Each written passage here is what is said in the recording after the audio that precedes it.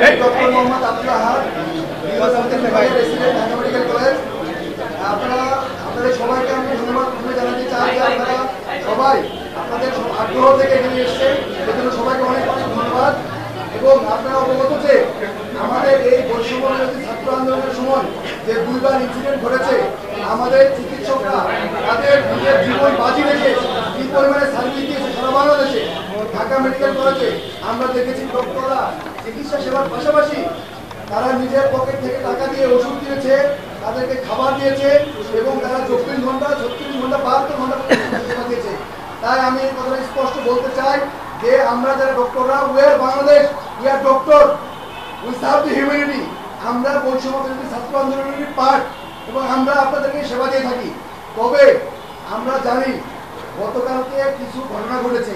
প্রথম ঘটনা, আমাদের নিউরো সার্জারি বিভাগের একজন প্রেসিডেন্ট সে রুগীকে অপারেশন করার জন্য অপারেশন থিয়েটারে যায় এবং সেখান থেকে রুগীর লোক তাকে বের করে তার উপরে ধস্তাধস্তি করে তাকে মারে এবং তাকে সেভ করার জন্য আমাদের আরেক ডক্টর ওখানে যান এবং যাওয়ার পরে তাকে আক্রমণ করে অতর্কিত হবে এবং তার কলার ধরে 208 নম্বর অপারেশন থিয়েটারের সামনে থেকে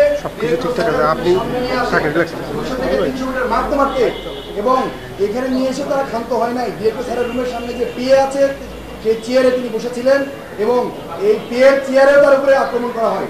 আমরা দফায় দফায় বৈঠক করেছিলাম এবং বৈঠক শেষে আমাদের দুইটা সিদ্ধান্ত হয়েছে। 1 নম্বর সিদ্ধান্ত, অনতি বিলম্বে 24 ঘন্টার মধ্যে যারা আক্রমণ করেছে আমাদের চিকিৎসকদের উপরে তাদেরকে গ্রেপ্তার করতে হবে। এবং 2 নম্বর দাবি ছিল যে আমাদের সিকিউরিটি নিশ্চিত করতে হবে। আমরা যারা ইমার্জেন্সি সার্ভিস দেই, আপনারা দেখেছেন যে যারা ইমার্জেন্সি কমপ্লেক্সে থাকেন কত রুগীর লোড থাকে এবং ইমার্জেন্সি সার্ভিস দেওয়ার জন্য আমাদেরকে যথেষ্ট পরিমাণ আর্মি, পুলিশ এবং অন্যান্য ফোর্স এখানে থাকবে এবং সশরীরে উপস্থিত থাকবে উইথ আর্ম। কিন্তু আমাদের প্রশাসন সেটা করতে ব্যর্থ হয়েছেন। আমাদেরকে আশ্বস্ত করার পরেও আমরা দেখেছি আরও কালকে রাতে 2টা বিচ্ছিন্ন ঘটনা ঘটে।